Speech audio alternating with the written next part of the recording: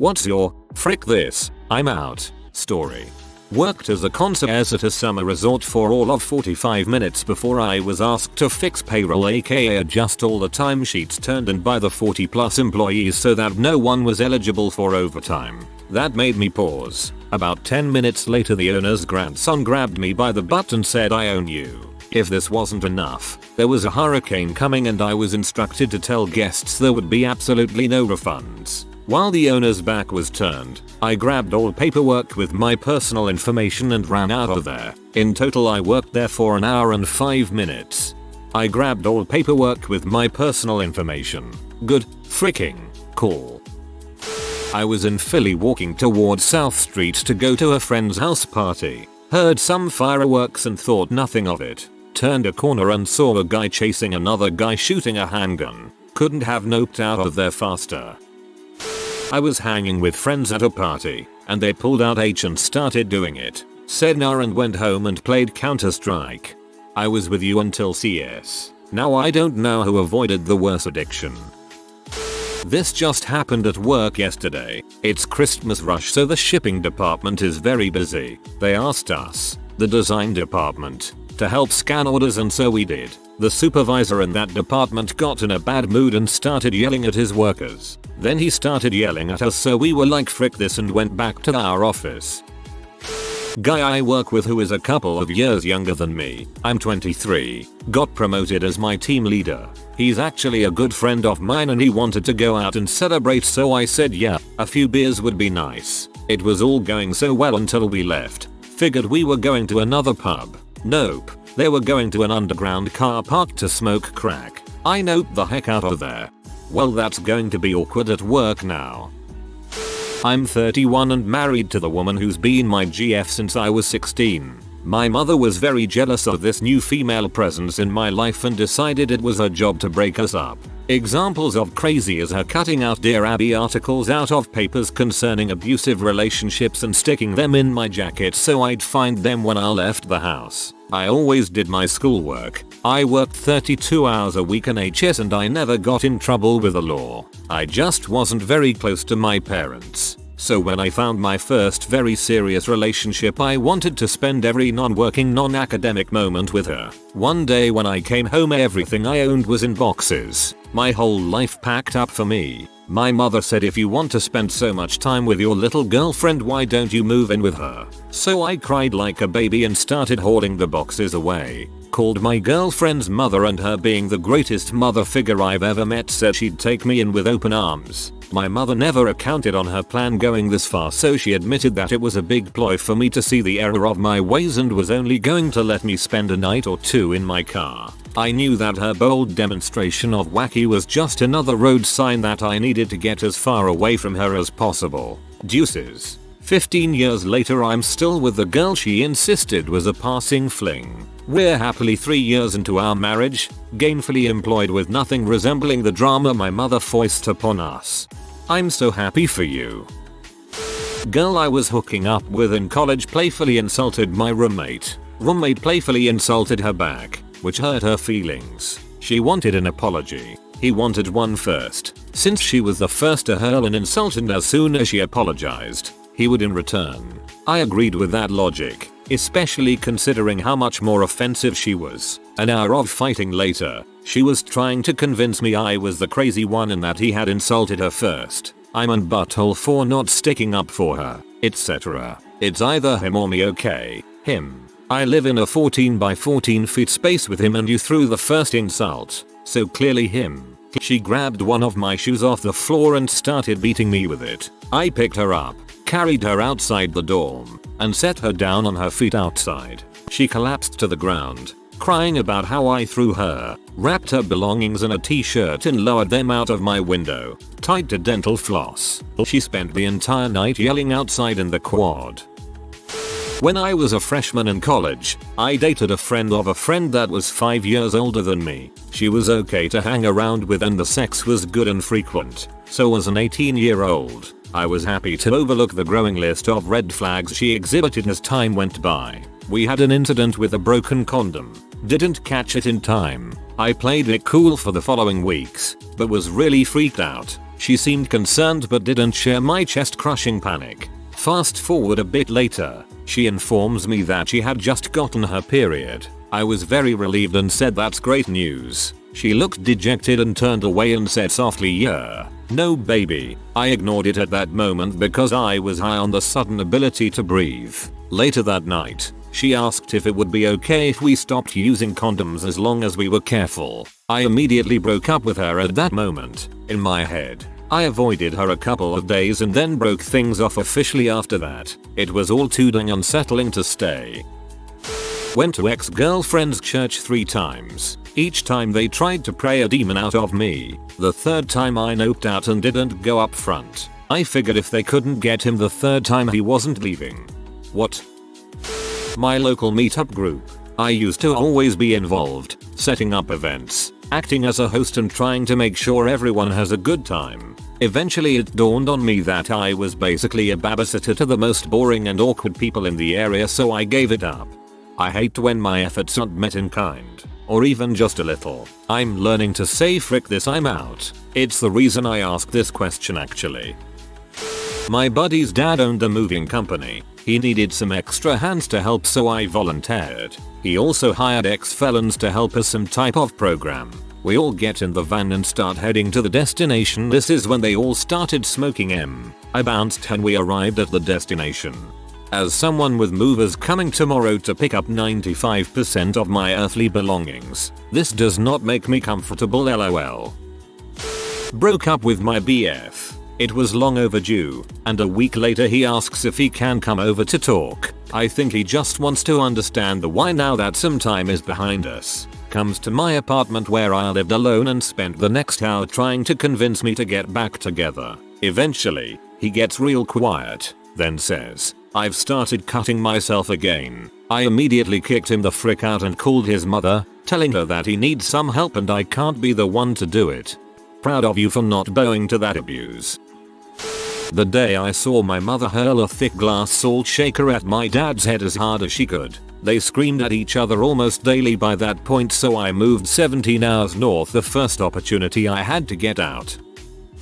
I was still living at home when I was 27. My mother had some major health and prescription drug addiction issues, and the expectation was I would stay home and take care of her. My sister had moved out years before, and dad wasn't around much. I worked full time in a decent paying job and sucked up the guilt trips and squalor around home as best I could. The place was untidy, unhygienic as anything, and had reached that point where it's too hard to do anything about it. I kept my room tidy, but the rest of the place was like living with a hoarder. Piles of stuff everywhere and a scary fridge. Ever seen a black watermelon? Had a few casual relationships. Staying over was rough because I needed to get home to make sure mum hadn't OD'd, and sure as heck I wasn't inviting them to my place. Met this guy and it started to get serious, to the point where I would stay over for a couple nights on a weekend. After 6 months of dating, he asked me to move in with him. We were at his place, a tiny little flat that he kept spotlessly clean on account of him being a touch OCD. The place smelled like bleach and pine scented cleansers, and everything was super neat.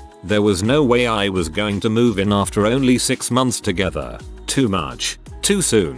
But I wanted to let him down easy and said I would think about it. I went home on the Sunday afternoon. Mum had made soup on Friday night and the pot had boiled over onto the stovetop. She hadn't cleaned it up. There was hard, crusty, stinky soup everywhere and the dirty saucepan festering in the sink full of dishes. The house reeked of it because no windows had been opened to let out the stench. Yeah, that was my frick this moment. I moved out a month later to live with Mr. Clean. Still together 20 years later. I like this story. Glad things worked out with you and Mr. Clean. I was at a house party drinking and smoking weed, watching SportsCenter, enjoying my buzz until one of my drunk idiot friends starts waving around a gun. I had the presence of mind to call my dad to pick me up. I wasn't gonna stick around to see what was gonna happen if someone got pee. In a similar situation, someone aimed a loaded shotgun at my face as a joke. They didn't think it was loaded but obviously hadn't actually checked. I screamed at him until he put it down. I checked the chamber and saw the round, then beat him till he was laying on the ground. Frick you if you think that kind of thing is funny. That's a joke that's just not worth making. I decided to leave a very nice, lucrative career to finally go to college at 31 years old the morning after Christmas 2014. Because my family is so spread out around the country now, it's hard to see everyone for the holidays. So I made my own plans to spend time in Colorado with my sister and brother as I had the previous 2 years. Of course, I put in about 8 days of vacation time and spent Christmas eating and drinking with my siblings and their friends and SOS. At the time, my career in the defense industry was coming to an impasse. I had been doing great things in my line of work, but because I lacked a degree, I couldn't move forward. Now, I could have sat at the same desk doing the same job for 25 more years and retired fairly comfortably, but I felt like my talents and knowledge were being taken advantage of by my superiors who were giving me much higher level tasks but not promoting me to a level of payout on the morning of the 26th of December, the day after Christmas. One of the project managers I worked for called my personal cell phone. She was curious as to why I hadn't been answering my work cell. I told her that I was on vacation and I left my work cell at home. I also told her that I had a raging hangover. She then told me I needed to pull myself together for a phone conference with some douchebag army officer at the Pentagon who had been fricking our project up for a while. I told her I had no work stuff with me, so I am not prepared to have this meeting, let alone hungover the day after Christmas. When she asked why I don't have any work stuff with me, I let her know because I'm on fricking vacation. I then proceeded to give her an earful about how she and the other PMs have for too long taken advantage of my lack of degree to get me to do more work for less pay. I told her that it's unacceptable to call me at 8 AM the day after Christmas, while I'm on vacation, to get me to have the same conversation I've had with her and this other butthole for months. I then told her that if it's college that's holding me back from being where I want to be in this job, she can expect my resignation when I got home. I hung up the phone, went back to sleep, woke up, told my sister what happened and applied to college. I was accepted 2 weeks later. When I returned home, I handed her my written resignation. She immediately began to freak out. Who is going to do this? I'm sorry I bothered you on your vacation. What can I do to make this right? I told her she had ample chances to make things right over the course of our working relationship, and now I've had enough. If college is what I need to be successful in this job, then college is where I will go. I then said, I'm not kidding. Frick it, I'm out. I'm a junior with a 3.8 GPA now.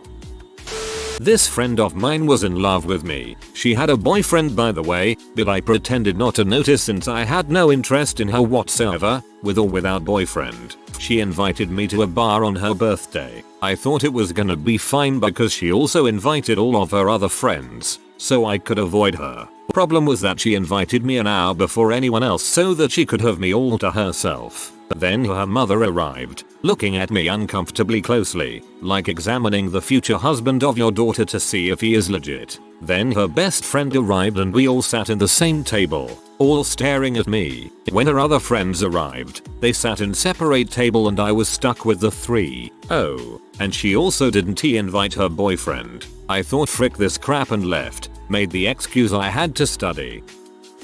I've told this on Reddit before. On the 9 train in NYC heading uptown into the Bronx. It is late, or rather very early, so it is only me and a friend and one other guy on the train. The other guy starts rocking back and forth saying out loud to himself, I'm not above the law, over and over. No thanks. I'll get off at the next stop and wait for the next train.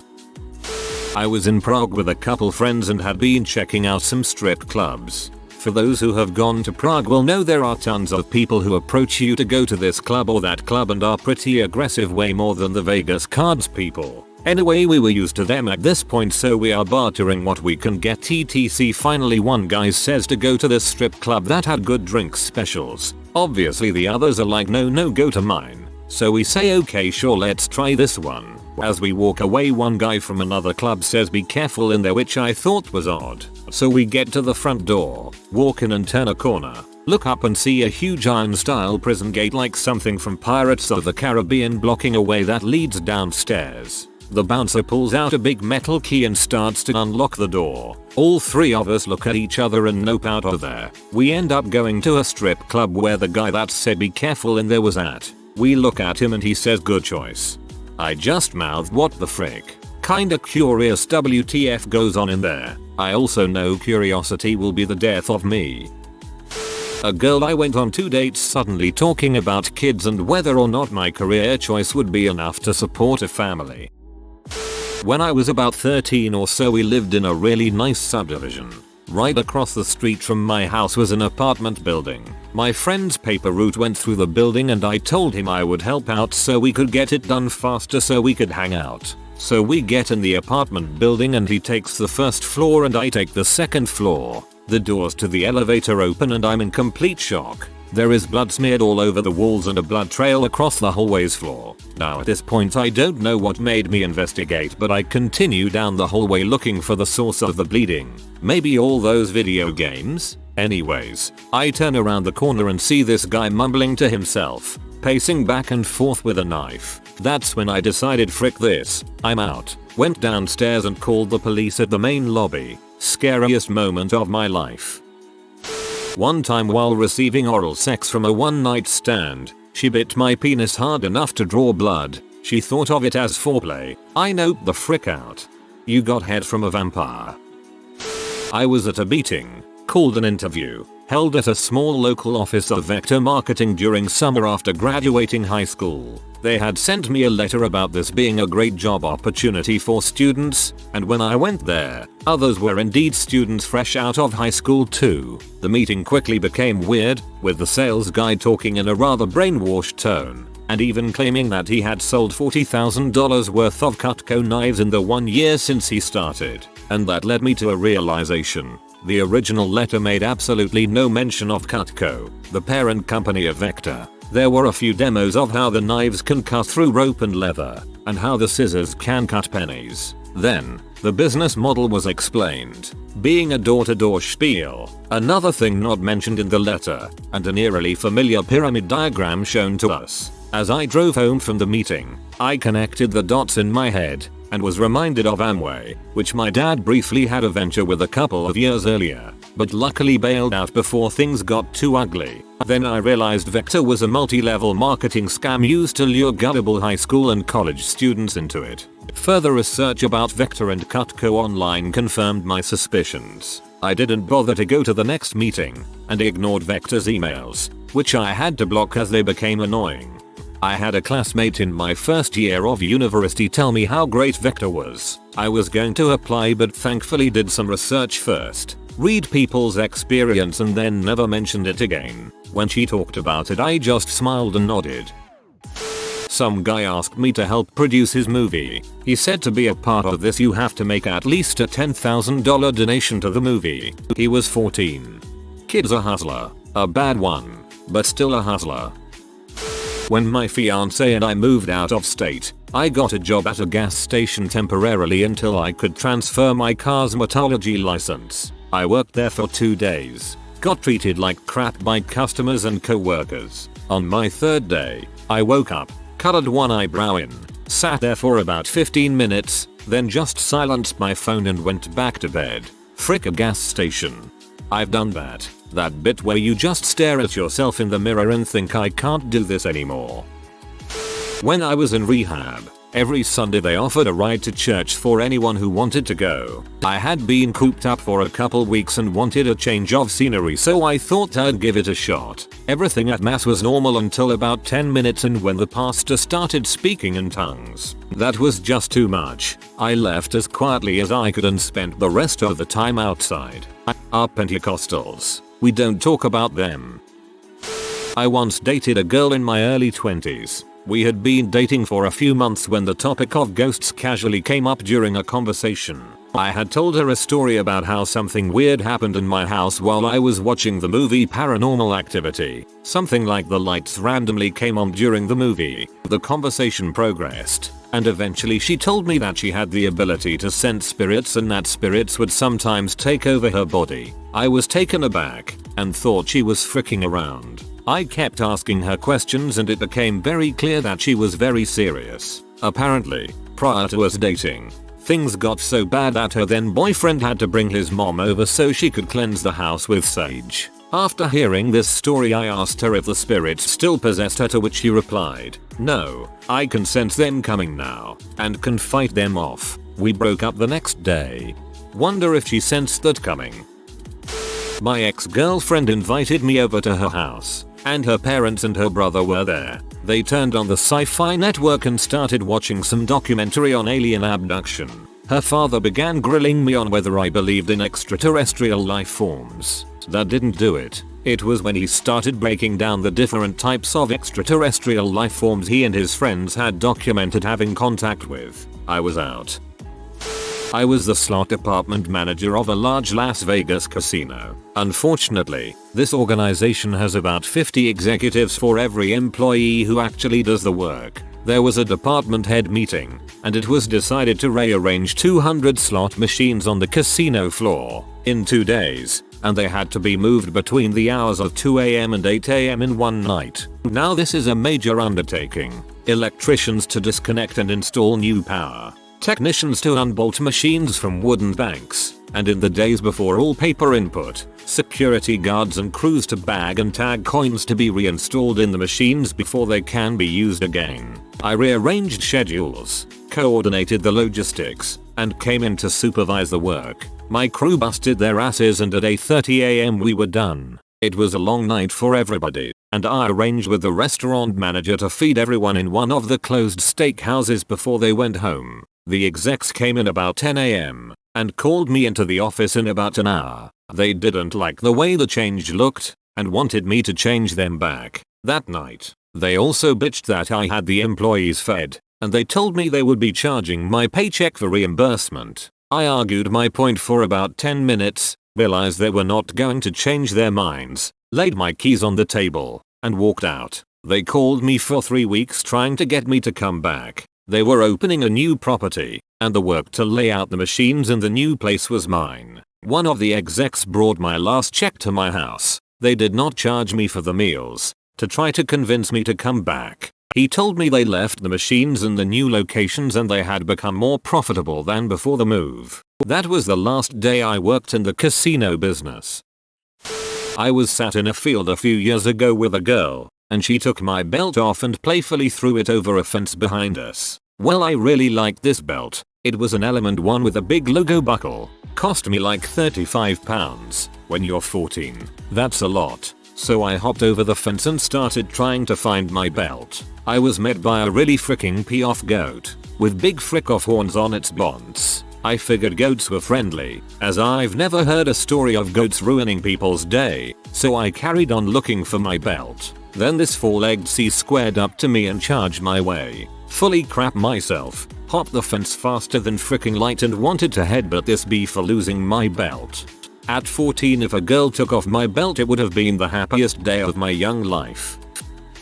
My relationship with a friend. We worked 2 summers together at a summer camp and became pretty close. We lived far apart, but stayed in touch, and he was a good friend. I asked him to be in my wedding and he was happy to do it. During this time, he was dating a girl that no one else in our friend group liked. She was very fake and constantly one-upping in some way or another. My wife and her especially didn't get along, long story, but they also worked at the summer camp together, and the fake girl made my wife's summer a living heck. So he's in my wedding and everything goes fine. They get engaged and set their wedding date up a year after ours. During this year, I can't get in touch with this guy. I text him and call him multiple times over a few month period, inviting him to things, but he never responds. Finally he doesn't give a BS excuse about being bad at responding. It's like 6 months until the wedding and our friends are getting save the date invites, but we haven't gotten ours. Mutual friends acknowledge that it's weird. Formal invites go out about 1 month before. Still nothing. No contact from the guy. Nothing. He was in my wedding and had been a friend for years and then cut off all contact. It wasn't until about 2 weeks before the wedding that I accepted the fact we weren't invited. A mutual friend got married like 6 months later. They were invited. This was the first time in a while that a bunch of us got together and others were like, why didn't you go to their wedding? And I was like, well, we weren't freaking invited. It was at this point that most of the mutual friends really realized that these were crappy people. We talked and it was just small talk. Then as he was leaving he said, text me and I'll respond this time, haha, and I just said, or you could text me at some point too, and left it at that. He hasn't reached out once and I'm not planning to contact him. Luckily, most of the mutual friends have stopped contacting him as well. It's a pretty crappy thing to just cut out a good friend, especially one that was in your wedding. Honestly, it sounds like his wife made him cut you out, and being the weak as he is, he just went with it. If you are new to the channel, you can subscribe. I publish new videos every day. Until then, check another video.